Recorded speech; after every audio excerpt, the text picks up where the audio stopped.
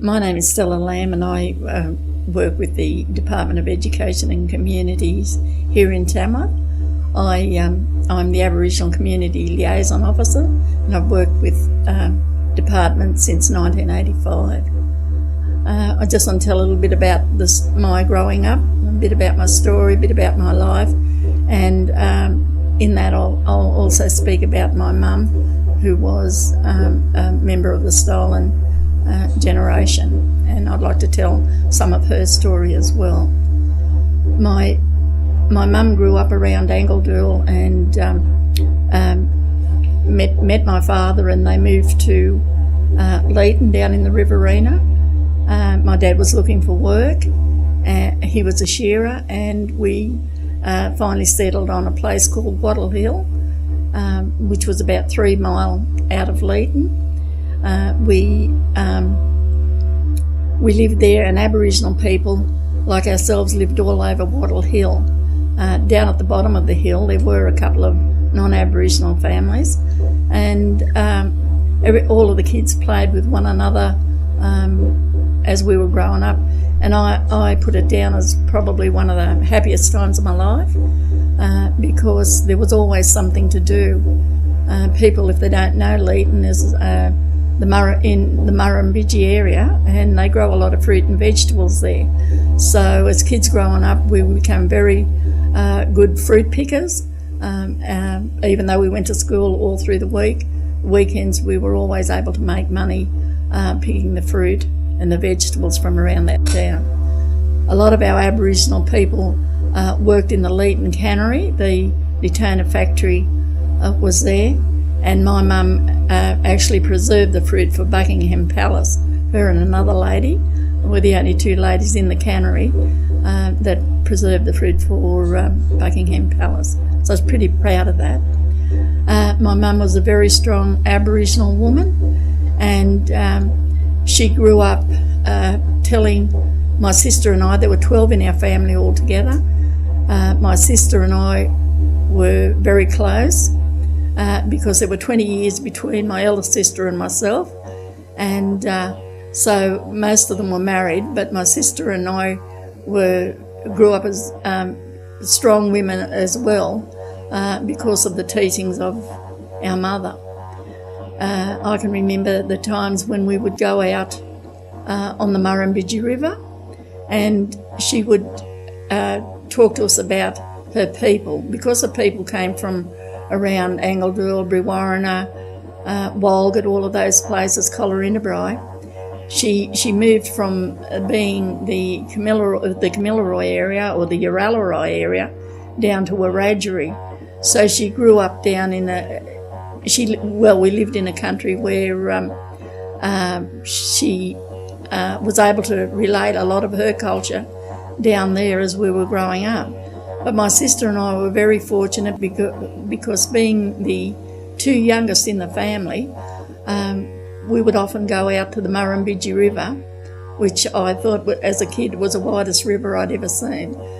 And there we would spend weekends learning about her life, knowing how to catch fish. She was a very keen fisherman, never ever left that river without a fish. But we also fished for freshwater crays, and at night we'd spend the night sleeping on the sandy beach, and she would make Johnny cakes, and while my sister and I would make the fire. It was my job to carry the wood because I was the youngest, job I didn't really like, but yeah, she made the fire and I had to do the washing up. So we kind of grew up in a time and a place where everything was important to us.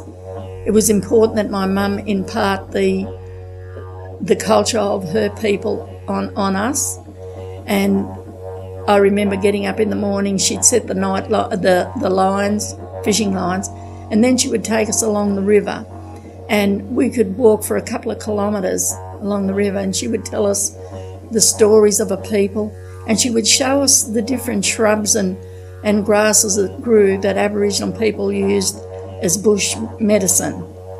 And I recall in 1956 there was quite an epidemic of flu in Australia, and a lot of people died. I can remember my mum going out into the bush, getting a lot of those leaves and shrubs and boiling them up. And I tell you, it tastes like poison, but she made us drink it. And I don't remember any of our Aboriginal people. She passed it around the hill, the Wattle Hill, where all our people lived. And I don't remember any of our people ever getting sick with that flu.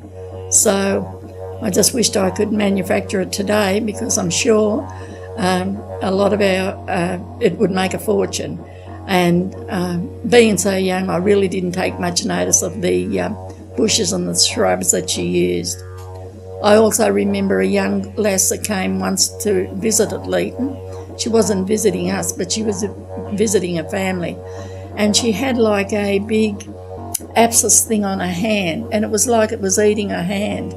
And I remember my mum going out into the bush, gathering different stuffs, and she came back and she made up like an ointment. And she put it on this girl's hand, and within about 3 weeks, the abscess or whatever it was, it stopped growing, and her skin grew back over it. So that was also a part of the medicine that she would have used as a child and as a young woman out around Angledool and Brewarrina, where she grew up. I guess one of the funny things about growing up on Wattle Hill, there was a little church, and the non-Aboriginal people would come out and teach us Sunday school. And I loved it because at the end of the session, you walked out with your hands cupped together, and they would drop a handful of broken biscuits in your hand. But then I learned that if I just walked into Sunday school before it was finished, I could still get the biscuits walking out. But I can remember my sister and I had a fight, and we were sitting at the dinner table on the Sunday, and my sister said to my mum and dad, "I don't know, you'll have to do something with Stella, because she just walks into church before they're ready to walk out to get the broken biscuits." And so I really got into trouble for that. But one of the people that taught us Sunday school was a man by the name of Burnham, and many people would have heard of Burnham. We didn't actually know him then. His name was Harry Penrith, and he was a young Aboriginal man who was based at Wagga at the college there, and he was going to become a teacher.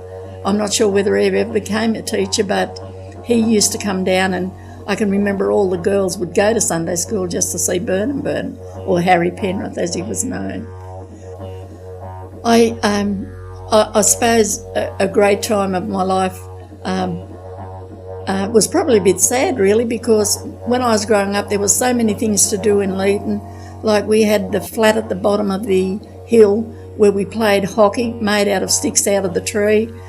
We had channels and canals all around Leeton because of the irrigation area. And so there was always swimming in the summertime. There was always something to do. But my mum and dad made sure that we went to school every day. And I can remember the kids Aboriginal kids all over Wattle Hill going to school every day. We knew we had to go, so we were there. We'd all walk to the bottom of the hill and we'd catch the bus into town. And I went through kindergarten right through until I got to high school and finished my intermediate certificate in 3rd year. That's equivalent to year 10 today. But I don't remember any Aboriginal kid ever going on to get their leaving certificate, which is your year 12 today. So I don't remember one Aboriginal child that did that. So the majority of us, as soon as ever we reached our intermediate certificate, we got our intermediate certificate and we were out of there. And I don't know whether it was because, I guess at that school there was probably 40 or 50 teachers because it was a big high school.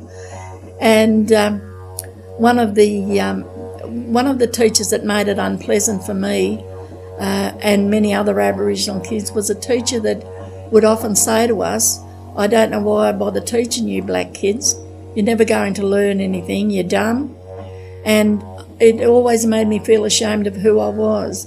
Yet in my home, My mum and dad made me feel very proud of my Aboriginality, and so I was growing up very proud at home, but only because of this one teacher at the school made me feel that I really didn't belong there.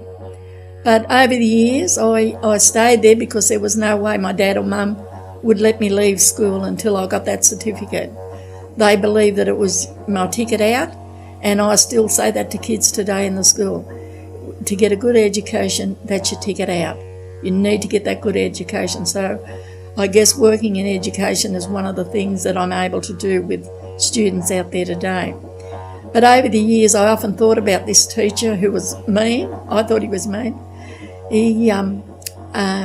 I ended up getting my intermediate certificate, and at the age of 45 I went back to university, and I got a diploma in social welfare. This was after I'd married and had 3 children, and I wanted to find out why a lot of our kids were leaving school. I couldn't wait to turn 15 to leave school.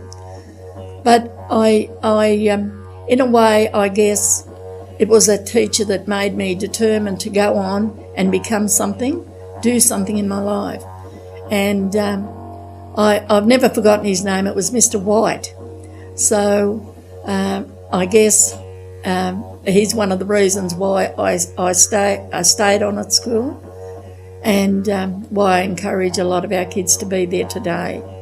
I know that teachers can't say things like that to you in the schools today, but to encourage our kids, we need more Aboriginal people and teachers out there to support our needs, and I know that a lot of our non-Aboriginal teachers do that as well. After I turned 15 and finished my intermediate certificate, my dad decided to take us back. He always said that he would take my mum back to her family, my grandmother and aunts and uncles that lived in Colarindabri. And so we moved back to Colarindabri. I was a bit over 16 then, and we settled in Colarindabri, and I found Colarindabri quite a racist town, because I remember not long after we were there, my sister and I decided we'd go to the movies, and when we walked in, the usher shone the torch on us, and he said, what are you doing sitting here? And my sister was much darker than myself, and my sister, being older, said, well, why can't we sit here? And he said, well, you know the rules. Well, we didn't know the rules because we hadn't been to the theatre before. And he said, well, the rules are that Aboriginal people sit down the front below the ropes. And when we looked down, there was about 3 rows below the ropes. And my sister said, well, I don't think we'll be sitting there, because if we're looking up at the screen, we'll be craning our necks. So she said, I think you better go and get our money, and we'll leave. And me being only 16, I didn't really want to leave. I wanted to watch the movie. But she was kind of like the boss of the family, so we stood up for a while, and then he didn't come back. So we sat there and we watched the rest of the movie. But when we got home, I told him we nearly broke our necks getting in to tell my dad what had happened. And he said, so he just wanted you to sit wherever he wanted you to sit. And we said, yeah. So my dad went up very angry the next day, and he well, I think he really grabbed this old bloke that owned the picture theatre, and he said, if my girls are paying the same as everyone else, then they can sit where they wish. And it wasn't long after that those ropes were removed from the picture theatre. But it was kind of a sad little place, because even when you die out of Colarindabri, you're not buried in the same cemetery as the non-Aboriginal people. Mind you, the Aboriginal cemetery out there is just beautiful. They have all this broken glass on the graves, and it's just wonderful. If ever you get the chance to go to Colarindabri, go have a look at it. But we settled in Colarindabri, and I was only there a bit over a year, and I ended up meeting up with a good-looking man, and we moved to my husband there, or my partner then, was working out on a property out of Rowena, and because of the drought and that, a lot of the young fellas were put off the station where he worked. So my sister, who was then living in Werris Creek, rang and said that they were looking for fettlers on the railway at Werris Creek. So within a week, my husband and my partner and I packed up, and we moved to Werris Creek. I've been there 46 years. I don't think I'm a local as yet, but yeah, I've lived in Werris Creek all those years. And we were only young. We had a 5-month-old baby, and then after that 2 other little babies come along. We've got 3 children. But when my husband turned 21, he was called up for national service, and he went to Tamworth and to join up. And then he came home, and I can remember the look on his face that day when he came home. He said, they don't want me. And I said, well, why not? And he said, because they said I'm too black. My husband was very, very dark, and they told him at the time that they weren't taking full-blood Aboriginal people for national service. So I was happy. Mind you, I had 3 young children, so I was happy that he didn't have to go away. But he was very upset about it because he felt that he needed to do his bit for Australia. And that takes me back to thinking about Aboriginal people during the war. A lot of our people, many of our Aboriginal people fought in the war, not only the First World War, but the Second World War as well. And I remember a couple of old Aboriginal men that lived at Collarinabro fought in both the World Wars. And it was sad when I hear that when they came back to Australia, that no longer could they go into the pub and have a beer with the men that they fought alongside of. Aboriginal people weren't given the same rights as the non-Aboriginal people. Even when they went overseas to fight, they weren't paid the same wages as non-Aboriginal people. When they came back to Australia, a lot of the soldiers were given soldier settlement blocks. No Aboriginal person ever received one of those. Well, to my knowledge, no Aboriginal person ever received one of those settlement blocks. They were in fact given 12 rabbit traps and told that they could make a good living from that.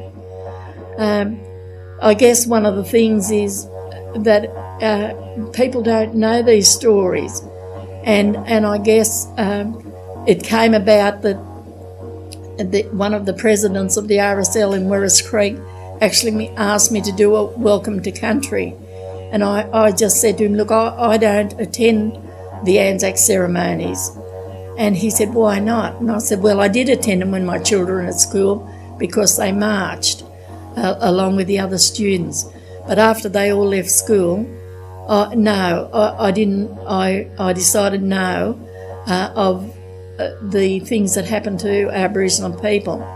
And this president said to me, well, Stella, when you do the welcome to country, why don't you tell people about that? Because I'm a soldier and I wouldn't have known, I'm a returned man, and I wouldn't have known that those things happened to Aboriginal people. And I said, well, if I can do that, I'm happy to do it. And I did. I told people about what had happened with my husband, not being able to join up for national service, and also about what happened to Aboriginal people during the war.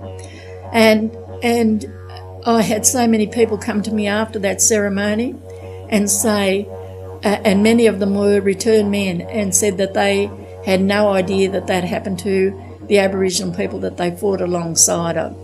So in a way I was pleased that I was able to do that, and I've been to every Anzac ceremony ever since. And I guess it's people say it's ignorance, but I don't think it is. I think that people want to know, but sometimes they're afraid to ask. And as Aboriginal people and many of our elders out there today, they can tell those stories. I'm just telling the story from my side, but I guess many Aboriginal people could tell different stories. I just want to talk now, as I said earlier, I wanted to talk a little bit about my mum, because my mum has now passed on, and my mum, and along with my aunts and uncles, were all victims, I guess, of the stolen generation. My mum, along with her sisters and brothers, was taken from a little place called Angledool between Collarinda and Lightning Ridge, for people who don't know. And Aboriginal people at that time, many Aboriginal people, over 100,000 Aboriginal people were taken right across Australia. And it's very important that I tell the story about what happened with my mum. I guess many people would have viewed the movie Rabbit Proof Fence. Well, I guess a lot of Aboriginal people could tell a similar story. They may not have walked the 1,600 kilometres that those three girls walked, but many Aboriginal people could tell you sad stories about being taken away. My mum said that Aboriginal people out at Angledool would watch in the distance for any vehicles that was coming. Many of the roads out that way, they were dirt roads at that time, and so if there was dust in the distance, Aboriginal people knew that someone was coming in a car. So what the Aboriginal people would do would gather their young children and run and hide them down by the river or out in the bush somewhere so that they wouldn't be taken away. But the day my mum and my aunts and uncles were taken away, the welfare and the protection board came in the middle of the night. And so they took them from their beds and they put them on a train, took them back to Collarinda or Pocketaroo, and they put them on a train to Cootamundra. The girls went to Cootamundra, girls' home, and the boys went to Kinchela, which is a place near Kempsey. And that's where the boys and girls lived until they reached mainly the age of 9 or a little bit older. And white people would come into the homes and take those children, and what they told the government was that they'd been apprenticed out. Now these Aboriginal kids were taken and they were apprenticed out to white people all over Sydney, all over New South Wales, I guess all over Australia, because it was happening all over Australia. My mum was fortunate enough to be sent back to Angledool. The lady in the shop who knew my mum as a little girl went down to the Cootamundra girls' home and she brought my mum back home. And so my mum was able to have contact with her mother, who was still living at Angledool. But my mum lived with this lady by the name of Miss Hatfield. There she grew up. She learned how to cook and sew and read, write, do all of those things. But she was able to keep contact with her mum. My other aunts and uncles were sent all over New South Wales, and some of them didn't return home until they were in their late 20s. Fortunately for my mum, she didn't finish her apprenticeship until she was 21. Then she came back to live with my grandmother, where she married, and she went on and had all of us kids. But it was a sad time in her life, but she was one of these people who was never angry. She was the most softest person, and when she'd tell me a lot of these stories about what happened with her family, she was never angry. I would become angry when I thought of that's what white people were doing to Aboriginal people. I would become very angry. But then over the years, I often thought, and I do a lot of cultural awareness in schools today, and I thought, well, if she wasn't angry, why should I be angry? And I guess one of the things that in this world today was, that I remember most, was when I went to Sydney and I took a group of students from the Northwest here, we were known as the Northwest then, down to Sydney to do the Reconciliation March across the Harbour Bridge in the year 2000. I remember it very well, and there were over 250,000 people that did that walk across the bridge that day. And I think everyone was crying. It was just so emotional. But then to top it all off, John Howard wasn't able to say sorry to the Aboriginal people. He had his opportunity in the year 2000. He failed to do that. In 2008, our then Prime Minister, Kevin Rudd, did official apology to the members of the Stolen generation. And I guess it was probably one of the proudest days of my life, as I was able to accept that apology on behalf of my mum and my aunts and uncles who had all passed on. But I was able to accept that apology, and I believe now move on and tell these stories out there in the schools. Yes, and I guess it's one of the things that I probably do best. I guess I just want to talk briefly now about some of the significant dates that Aboriginal people well remember. And that is the massacre that took place at Myall Creek in New South Wales.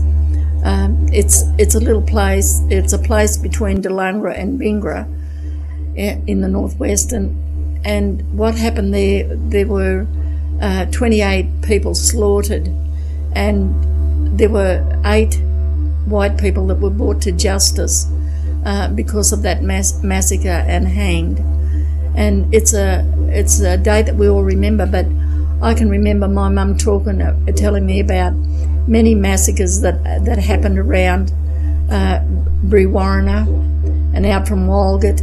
There were also massacres like Aboriginal people having poisoned flour or poisoned water holes and Aboriginal people dying. So that was just one date, but we remember that well, and we're lucky that I guess Aboriginal people are able to go up and commemorate that certain date in July when that did happen.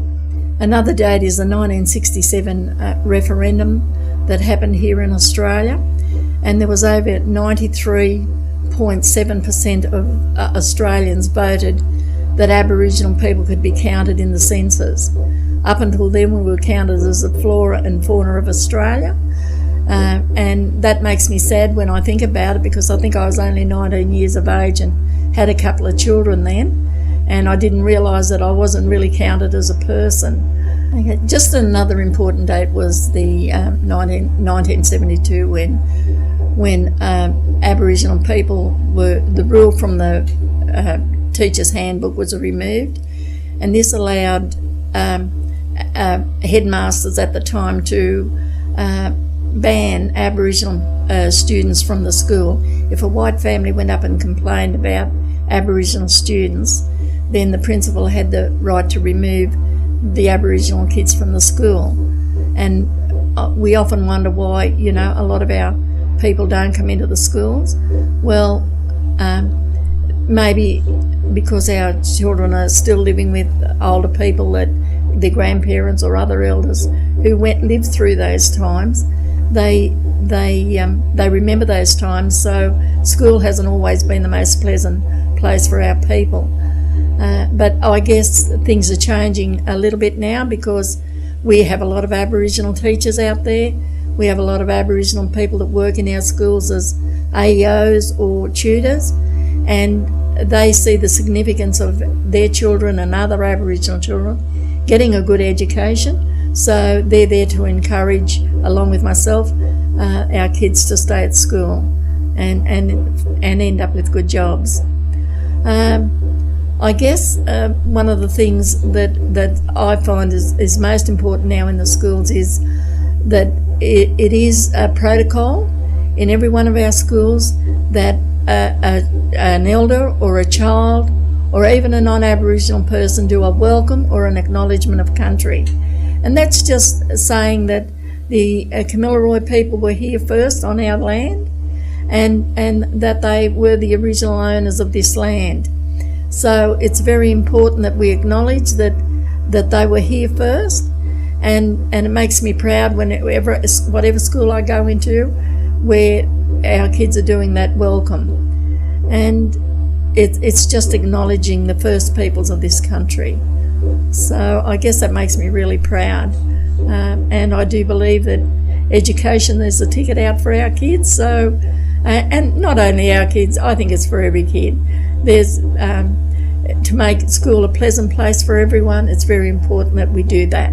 And I, as an Aboriginal person, would make everyone feel that way.